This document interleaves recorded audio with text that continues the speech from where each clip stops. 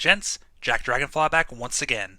And a while ago, I told you what you could do to survive a Velociraptor attack, and how, despite what Jurassic Park wants you to believe, Velociraptors are not merciless murder machines. However, Velociraptors are not the only meat-eating dinosaurs out there. So for this video, we'll take a look at something much bigger and much, much deadlier. So here is how to survive an Allosaurus attack. You're not going to. Okay, thanks for watching. Oh, you're still here. Well, what do you expect me to say? First of all, let's take a look at what Allosaurus actually is. The Allosaurus, whose name by the way means different lizard, is a large meat-eating dinosaur belonging to the Dinosaur group. These could grow to around 15 feet tall and around 30 feet long. Compare that to the Velociraptor's 2 feet tall by 6 feet long. It's like comparing a Bengal tiger to a house cat. The Allosaurus hails from North America during the late Jurassic period, from 155 million years ago to 145 million years ago. In fact, more fossils of Allosaurus have been discovered than of any other large meat-eating dinosaur. In modern times, however, the best place to find Allosaurus is in the southern lost lands of Colorado, and also on Sauria, the island where I grew up. I encountered Allosaurus a few times as a child, and I quickly learned to give them a wide berth. I mean, we're all talking about a dinosaur that hunts these things for a living. They come armed with serrated teeth and 8-inch talons for grasping their prey, which earns them a ranking of high on my Dino Danger meter. And to make matters even worse, Allosaurus will occasionally hunt in groups to bring down larger prey like the sauropods. Because, despite its size, Allosaurus actually has a very weak bite force compared to other large carnivores like the T-Rex. It was once believed that Allosaurus used its jaw like a hatchet to slowly hack away at its victim, but we now know that it used its sharp teeth to strip away chunks of flesh and leave gaping wounds, much like a modern-day Komodo dragon. So the pack will work to separate an individual from the herd, and then use their teeth to lacerate their victims until it succumbs to blood loss. They aren't true pack hunters like raptors, as once the prey is actually down, the larger Allosaurs won't hesitate to bully the smaller ones out of their fair share of meat.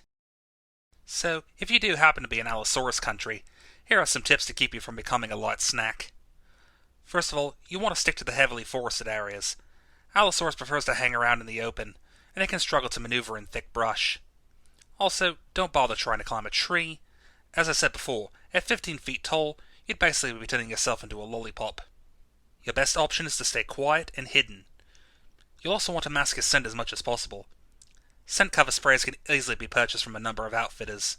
It's also a good idea to listen for any roaring.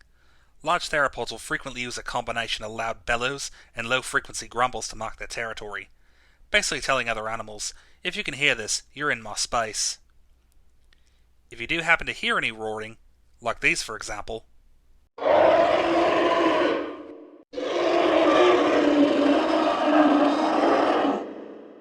then it's best to put some distance between yourself and the source of the noise. Unless of course you don't mind being a source of Jurassic Jimmy Johns. Unfortunately, if the Allosaurus has already noticed you, then in the words of Casual Geographic, it's time to stop printing shirts because you finna be on one. Also, I can't stress this part enough, do not start screaming and running. And at a full sprint they can max out at nearly 32 miles per hour. So there's no way in heck you're outrunning them. You'd basically be delaying the inevitable. If the Allosaur does charge, then try running in zigzags, as the animal cannot make quick turns. Or even better, try to find some cover. A rock, a tree, a car, just put something between you and the dinosaur. You'll have to keep this up until it decides you're just not worth the calories.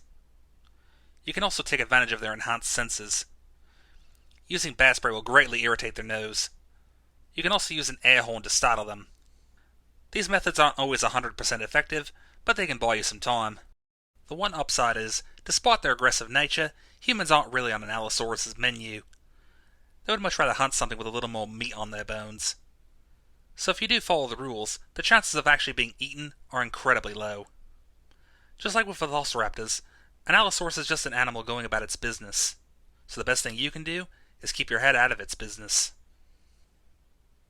Currently any region inhabited by the Allosaurus, like the island of Sauria and the Lost Lands, are off limits to the general public, and are heavily monitored in case the theropods decide to wander. So if you do happen to find yourself in any of these areas, just be mindful, as like most dinosaurs, Allosaurus is one of those animals that if you screw around with it, you'll 100% find out. Now, Dinosaurs aren't the only prehistoric hunters to have terrorized our planet. Nor are they the only ones still roaming the lost worlds. So what do you do if you find yourself face to face with some other type of prehistoric killer?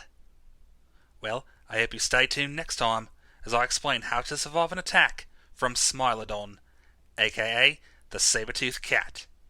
Oh, and don't forget to like, favourite, subscribe, and all that good stuff for more awesome content from the VentureWorld channel.